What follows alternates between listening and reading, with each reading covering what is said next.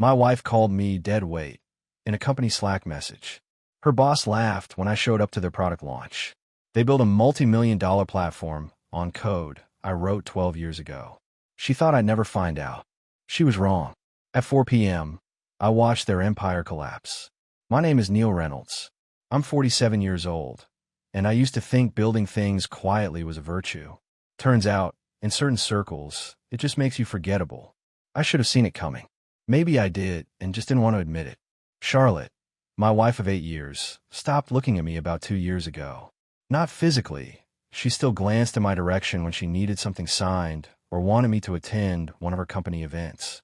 But that thing behind the eyes, that recognition that says, I see you, I know you, you matter to me, that disappeared like morning fog under a hot sun.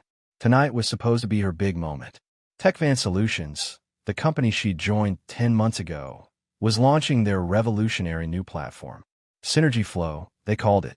A decision-making algorithm that promised to transform how logistics companies operated. The ballroom at the Riverside Hotel in downtown Portland was packed with investors, tech journalists, and the kind of people who use words like disruptive and paradigm shift without a trace of irony. I stood near the back, nursing a glass of champagne that tasted like expensive disappointment. Charlotte was up front, laughing at something her boss said. Grant Hudson, the CEO, mid-40s, tennis tan, teeth so white they probably glowed in the dark. He had his hand on the small of her back, guiding her through the crowd like she was his date instead of his marketing director. Who's that guy? I heard someone ask. One of the younger investors, probably fresh out of Stanford with daddy's money burning a hole in his pocket. Grant turned, flashed those teeth, and gestured vaguely in my direction. Oh, that's Charlotte's husband. He just tags along sometimes. Quiet guy, probably bored out of his mind. The group laughed.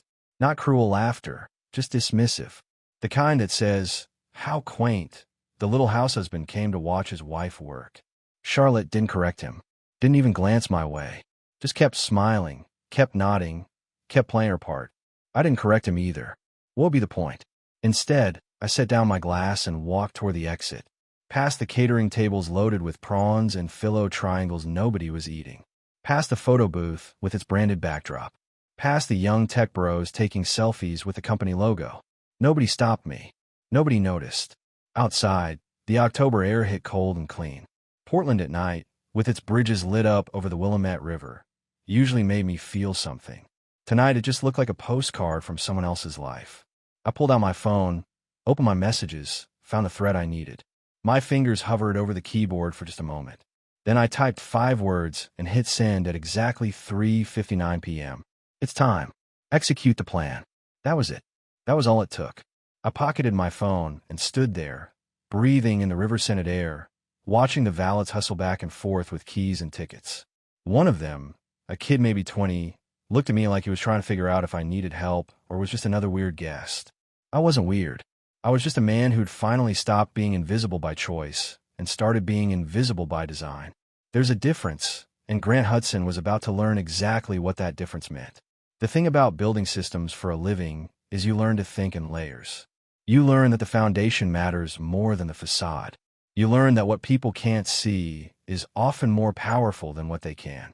And you learn, if you're smart, to always keep the kill switch in your own hand. Grant Hudson found me by the valet stand 5 minutes later. I heard his shoes first, expensive leather clicking against concrete with the rhythm of a man who'd never questioned his right to take up space. Hey, Neil, Grant called out, adjusting his collar like he was posing for a magazine shoot. You good, man? Nothing to say about all this. Big day for Charlotte. I turned slowly, studied his face. The kind of tan that came from golf courses and vacation homes, not actual work. Teeth that cost more than most people's cars. That little furrow between his eyebrows that meant he wasn't as relaxed as he wanted everyone to believe. I'm fine, I said. Kept my voice level, conversational. Just needed some air. He stepped closer, dropped his voice to that fake intimate tone men use when they think they're being magnanimous. Look, I know these events can be a lot. All the tech talk, the investor stuff. Charlotte's really in her element, you know? She's got a real future with TechVance. We're lucky to have her. Like she belonged to the company now, not to herself. Definitely not to me. I glanced at my watch. 4 p.m. in exactly 45 seconds. Grant, I said, meeting his eyes for the first time all evening. I sent one text. That's all. He blinked, smile faltering just slightly. What? Nothing to say? I asked, echoing his words back to him. His phone buzzed in his pocket. He ignored it, too focused on trying to figure out what game I was playing. The phone buzzed again, insistent. I took one step closer, close enough that he had to look up slightly to maintain eye contact. Your phone will ring at 4 o'clock, I said quietly. You'll understand then. His phone started ringing. Not buzzing, ringing. The kind of call that bypassed do not disturb settings because it was marked urgent. Grant's hand moved automatically to his pocket, pulled out his iPhone. The screen showed a number he didn't recognize, but the caller ID read, Oliver Stone ESQ. Urgent legal matter. He looked at me. I looked at him. The colors started draining from his face like someone had pulled a plug somewhere. Answer it, I suggested. Then I walked away, hands in my pockets, shoulders relaxed. Behind me, I heard him accept the call. This is Grant Hudson. I didn't need to hear the other side of the conversation. Oliver Stone was methodical, precise, the kind of lawyer who could explain your complete destruction in calm, measured tones that made it sound like a weather report. By the time I reached my car, Grant would understand exactly what he'd stolen, exactly who he'd underestimated, and exactly how much it was going to cost him. I unlocked my Tesla, slid into the driver's seat, and checked my phone. Oliver had already sent me a confirmation text. Document delivered. CEO received verbal notification. Compliance team copied. This is going to be spectacular. Through the parking garage, I could see Grant still standing by the valet stand, phone pressed his ear, one hand coming up to grip his forehead. His posture had changed completely. No more swagger, no more easy confidence. Just a man realizing the ground beneath him was never solid to begin with. 12 years ago, I built something beautiful in the detached garage behind our first house in Beaverton. Not the house I shared with Charlotte, the one before that. The one Rebecca and I bought when Lily was still in diapers, and we were young enough to think love and ambition could coexist without bloodshed. Rebecca understood code the way some people understand music. She'd sit on that old futon we dragged out there, feet tucked under her, reading legal documents while I wrote algorithms that could predict supply chain bottlenecks before they happened. We called it Beacon Core, and it was going to change everything. It did, just not the way we planned. Rebecca and I divorced when Lily was 6. Not because of anger or betrayal, nothing dramatic like that. We just wanted different things.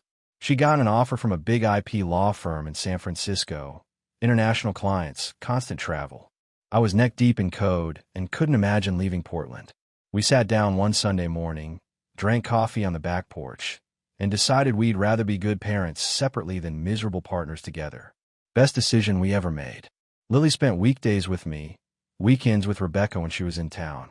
We stayed friends, real friends, the kind who still grabbed lunch and talked about more than just custody schedules. Beacon Core launched properly in 2013. I licensed it through a Delaware LLC called Redwood Technical Holdings. Buried it so deep in corporate paperwork that you need a treasure map and a law degree to trace it back to me. Non-exclusive licensing, reasonable fees, and one very specific clause that Rebecca helped me write. Clause 7. Any affiliated party, including spouses, domestic partners, or direct employees of licensees, contributing to derivative works without explicit written authorization from the licensor, will trigger immediate termination of all usage rights and penalties as defined in subsection C. Subsection C was the hammer.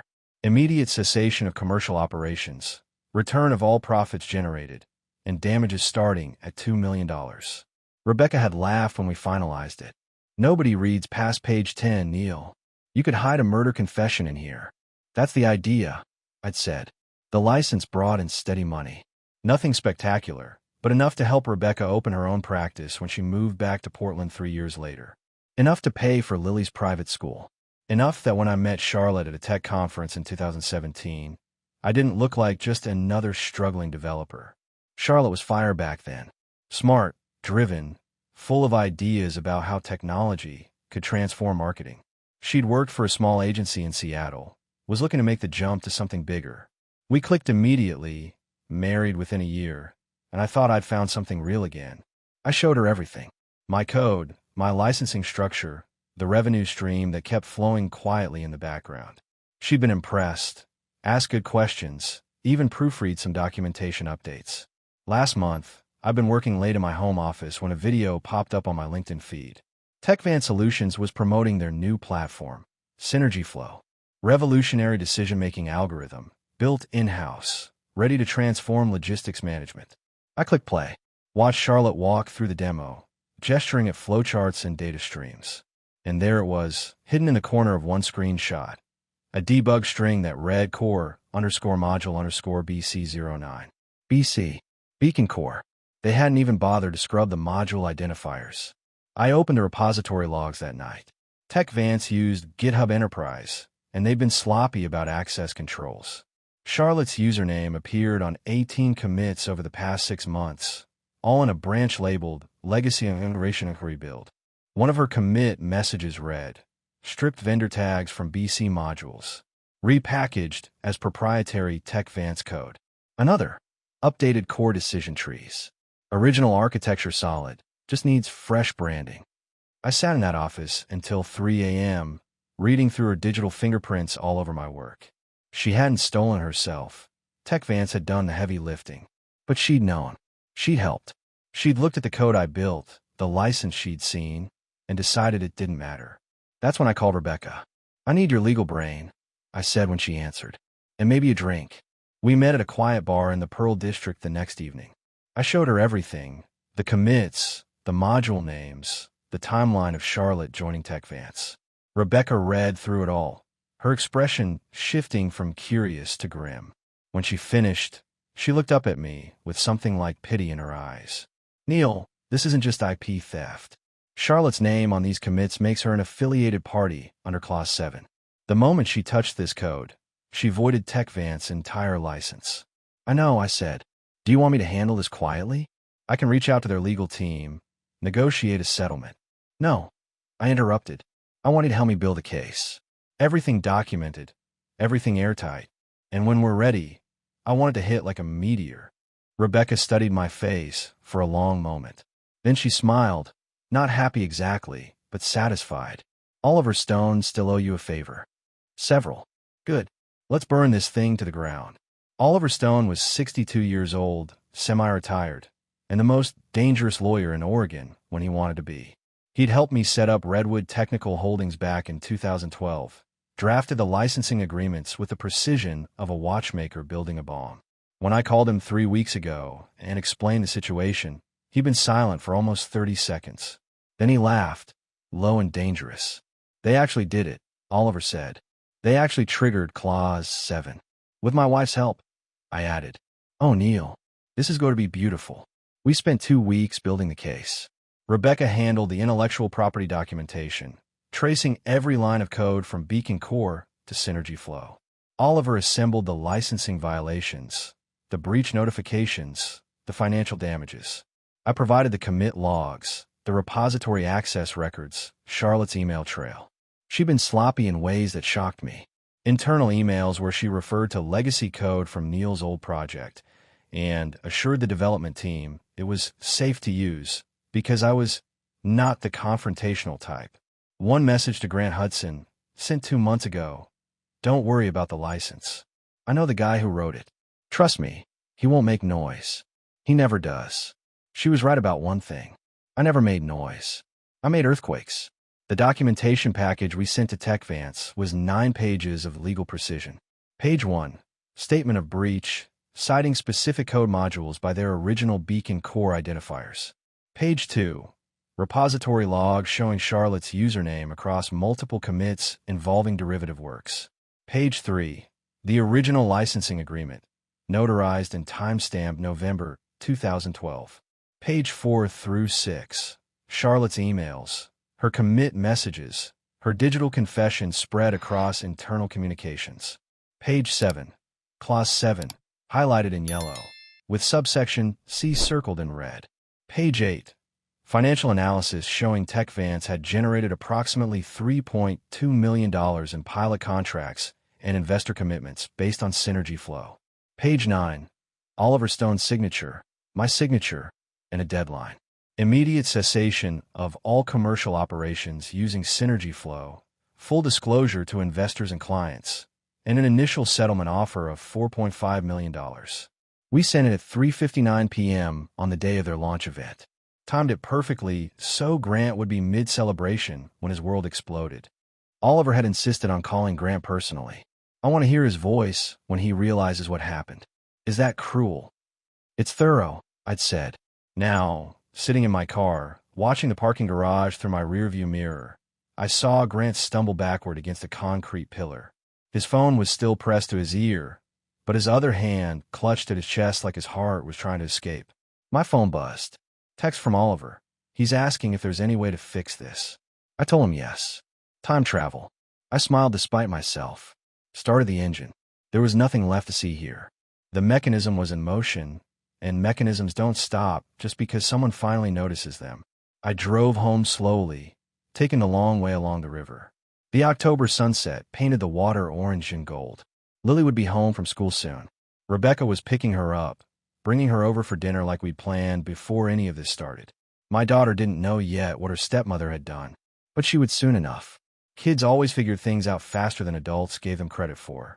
My phone rang as I pulled into the driveway. Rebecca, Grant Hudson just called me, she said without preamble. He somehow got my number, begging me to intercede, to talk sense into you. What did you tell him? I told him I'm not your handler. I'm your co-parent. And then I told him that if he ever calls this number again, I'll add harassment to the list of complaints. She paused. Neil, Charlotte's going to know it was you. I'm counting on it, I said. She's going to be at the house eventually. There's going to be a confrontation. I know. I turned off the engine, sat in the quiet garage. Rebecca, can you keep Lily with you for a few days? Just until this settles. Already planned on it. She's got a bag packed. We'll do a movie marathon. Maybe hit the coast for the weekend. You're a good mother. I learned from a good father, she said softly. Be careful, Neil. Cornered animals bite. So do quiet, man, I replied, when they finally have a reason to. The call came to TechVant's executive team at 4:37 p.m. Grant Hudson, still pale and shaking, had assembled everyone in the main conference room. Charlotte sat near the head of the table, confused but not yet afraid. That would change. I know this because Nathan Pierce, my old college roommate and TechVant CFO, recorded the whole thing. We'd been friends for 25 years, and I called him 2 days before the launch with a simple question. Did you know they stole my code? Nathan had gone silent. What are you talking about? I'd sent him the documentation. He called back an hour later, voice tight with anger. Grant told me this was developed in-house. He told all of us that. Charlotte knew where it came from, I'd said. Jesus, Neil. This is going to destroy the company. I know. Now, Nathan sat at that conference table and watched it happen. He sent me updates via text every few minutes, clinical and devastating. Grant just told everyone. Charlotte's face went white. Legal counsel says we have no defense. The documentation is airtight. Charlotte's trying to claim she didn't know about the license restrictions. Grant just showed everyone her emails. She's trapped. The meeting lasted 47 minutes. By the end, TechVant's head of legal had delivered the verdict. Immediate suspension of all Synergy Flow operations, full disclosure to investors, and Charlotte's termination effective immediately. Grant had tried to save face, suggested Charlotte take a voluntary leave of absence while they investigated the matter internally. The legal counsel had shut that down instantly. She's an affiliated party who knowingly contributed to derivative works using licensed code. She's not a liability, Mr. Hudson. She's the cause. If she stays in this building another hour, our legal exposure triples. Nathan texted, security is being called. They're going to escort her out. Grant looks like he aged 10 years. Another text. Charlotte just asked if she could speak to you. Grant told her you're not her husband anymore. You're the plaintiff. She started crying. I sat in my home office, Lily at Rebecca's place for the weekend, and felt nothing. Not satisfaction, not guilt, just the hollow certainty that comes from watching something inevitable finally happen. My phone rang. Charlotte. I let go to voicemail. She called again. Voicemail. 6 more times over the next hour. I didn't answer any of them. Finally, a text. Please. I need to explain. I didn't think you'd actually do this. I stared at that message for a long time. Didn't think I'd actually do this. Like my code was just community property she could borrow without asking. Like my work, my foundation, my years of building something that mattered. Those were just resources for her ambition. I deleted the text without responding. At 6:15 p.m., Nathan called. I answered this time. "She's gone," Nathan said, sounding exhausted. "Security walked her out the side entrance. She kept asking for you. Grant told her you'd already left." "I was never there," I said. "No, you weren't." He paused. "Neil, I'm sorry. If I'd known what Grant was doing with your code." "You didn't know. That's not on you. What happens now?" "Now." I leaned back in my chair, watched the evening light fade through my office window. Now Tech Vance decides whether they want to fight this in court or settle. Either way, Synergy Flow is dead, Charlotte's career is finished, and everyone who stood on that stage tonight looks like either a thief or a fool. And you? "I go back to being invisible," I said. "It's what I do best." Charlotte's car pulled in the driveway at 7:43 p.m. I watched from the upstairs window as she sat there for several minutes, hands gripping the steering wheel, not moving. Finally, she got out, walked to the front door. The key didn't work. I'd changed the locks that morning. Not out of spite, just practicality. The house was titled under the Redwood Trust, same legal entity that held Beacon Core's licensing rights. Everything had been structured that way since before we married. Charlotte had never been on the deed, never a trustee, just listed as an emergency contact. She tried the key again, jiggling it like maybe the lock was just stuck. Then she noticed the envelope taped to the door. Inside was a single document, notice of access revocation. The house, the cars, the joint accounts, everything had been transferred or frozen. She had access to nothing except the clothes in her closet and whatever was in her personal accounts. She tore the envelope open right there on the porch, read it under the motion sensor light. I saw her face contort, saw her shoulders start shaking. Then she pounded on the door. Neil, open the door. We need to talk about this." I stayed where I was, upstairs, watching. "Please." Her voice broke. "I know you're in there. Just let me explain." The porch light sensor timed out. She stood in darkness, still pounding, her silhouette barely visible against the street lights. "I didn't mean for this to happen," she shouted. "Grant said it was fine. He said the code was old, that nobody would care. Neil, please." I pulled out my phone, texted Oliver. "She's at the house. Should I call the police?" His response came immediately.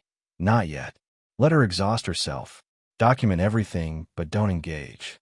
The more desperate she appears, the better for our case." Charlotte tried the doorbell. It rang through the house, insistent and pathetic. I didn't move. She pulled out her phone, called me. I watched it ring on a nightstand, didn't touch it.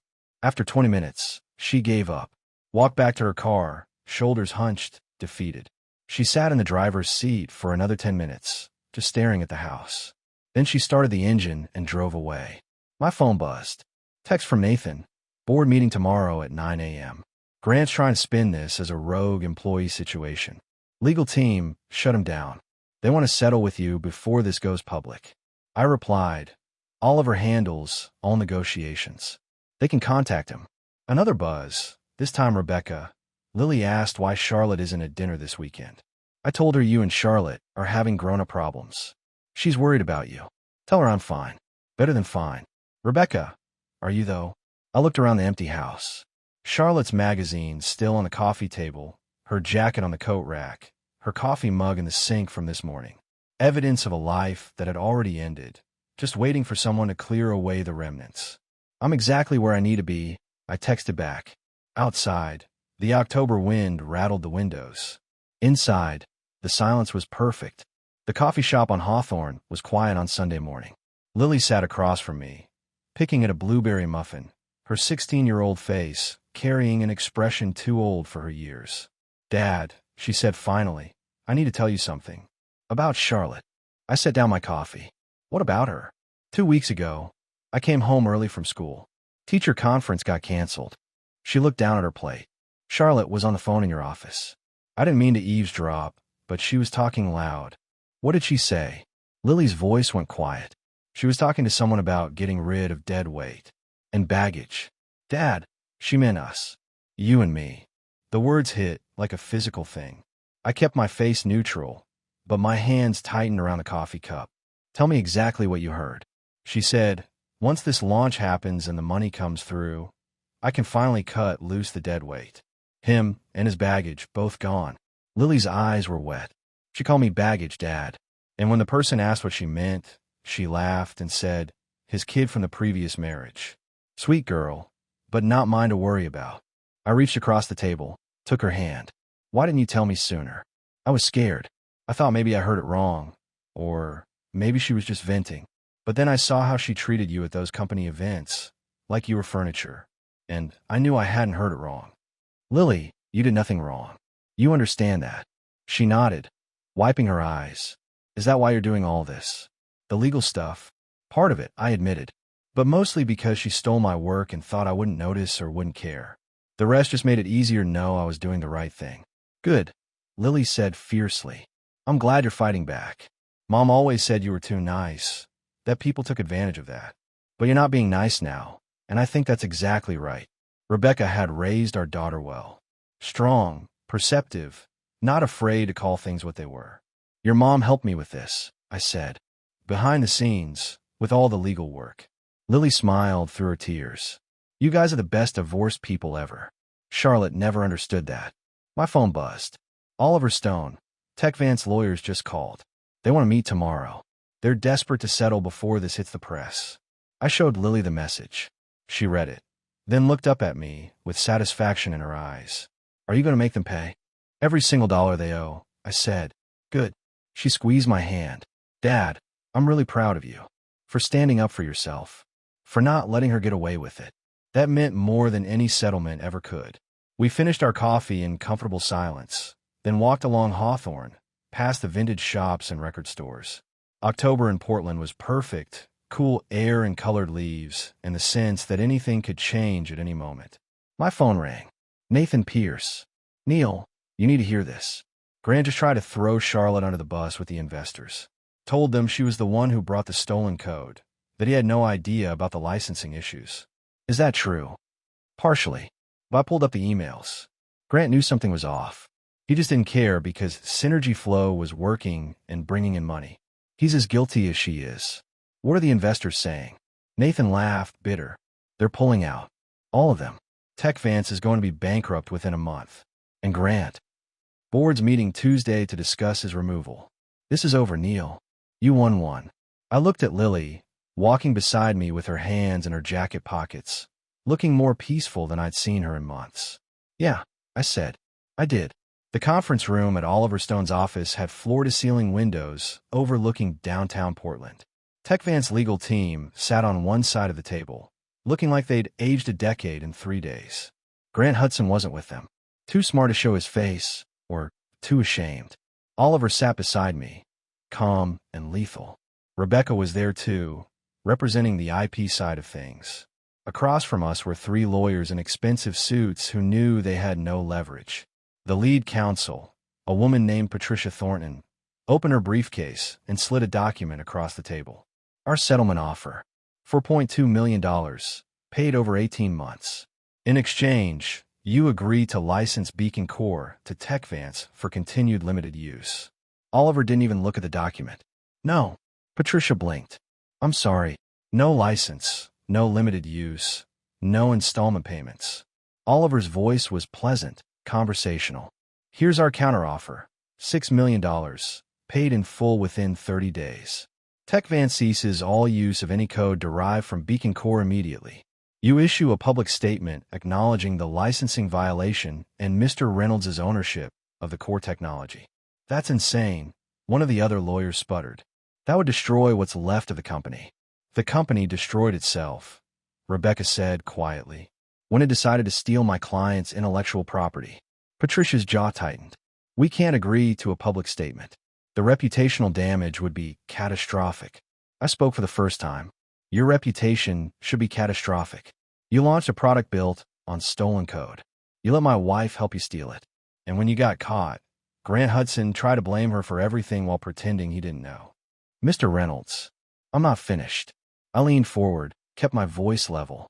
Charlotte knew what she was doing, but so did Grant. I have emails proving he was aware the code had unclear origins, as he put it. He chose not to look closer because it was working. That's not an excuse. That's knowing complicity. Patricia exchanged glances with her colleagues. They'd come prepared to negotiate from a position of strength, and they were realizing they had none. What if we agree to $5 million, she tried, and a private acknowledgement of the violation? No public statement, but full payment within 60 days. Oliver looked at me. I shook my head. $6 million, 30 days, public statement, Oliver repeated. Or we go to court, discovery exposes every corner of your operation, and the judgment will be significantly higher. Plus legal fees, plus the time and publicity of a trial. The silence stretched out. Through the windows, Portland sprawled beneath a gray November sky. Rain was coming, you could feel it in the air. We'll need to consult with our client, Patricia said finally. You have until 5 p.m. today, Oliver said. After that, we file suit tomorrow morning. They left looking defeated. Oliver closed his briefcase with a satisfied click. They'll accept, he said. They have no choice. Rebecca smiled. Almost feel sorry for them. Almost. Don't, I said. They made their choices. At 4:47 p.m., Patricia called.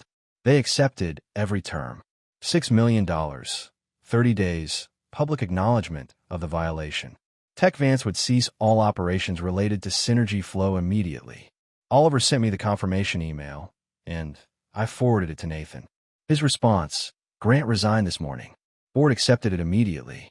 Charlotte's been trying to reach him. He blocked her number. Fitting. She'd helped him build his empire on my foundation, and the moment it collapsed, he disappeared. I drove home as the rain started, steady and cold. Lily was there when I arrived, doing homework at the kitchen table. She looked up as I walked in.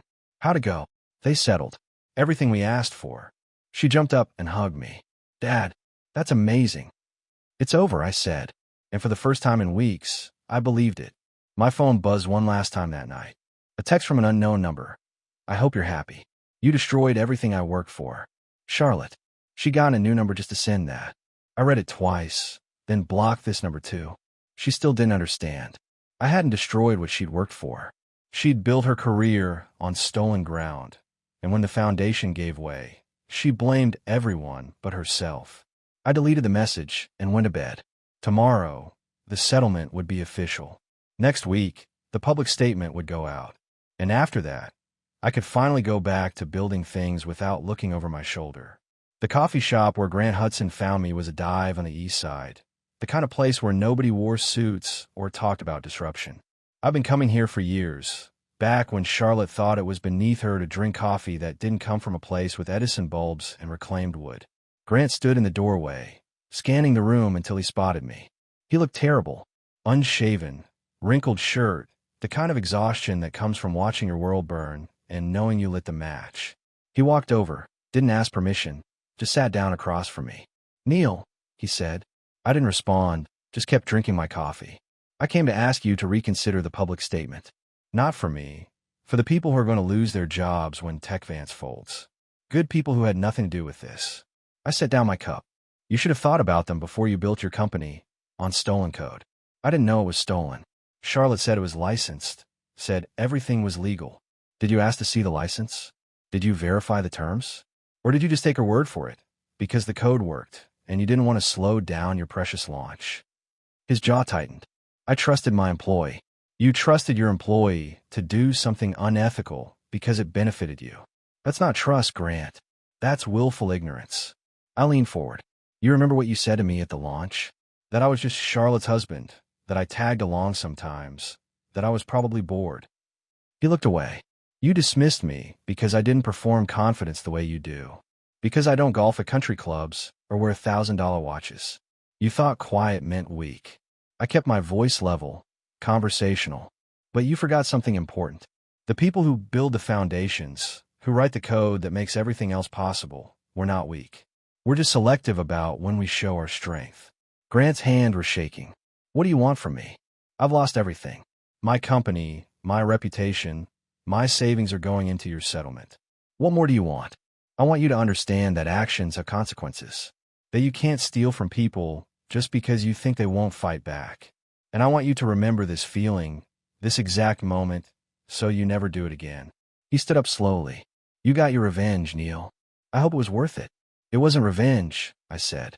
It was justice. There's a difference. He walked out without another word. Through the window, I watched him get into a 10-year-old Honda Civic. The expensive car was probably repossessed already, along with everything else he'd built on borrowed foundations. Nathan texted me an hour later. Grant just cleaned out his office. Security escorted him out. It's really over. My phone rang. Charlotte. I'd unblocked her number that morning, knowing this call would come eventually. I answered. Neil. Her voice was raw, exhausted. Grant just told me he tried to see you. He did. Did you tell him to go to hell? I told him the truth. That he made his choices, and now he's living with them. Same as you. Silence on the line. Then, I never meant to hurt you. You meant to use me. You meant to steal my work. You meant to climb over me to get where you wanted to be.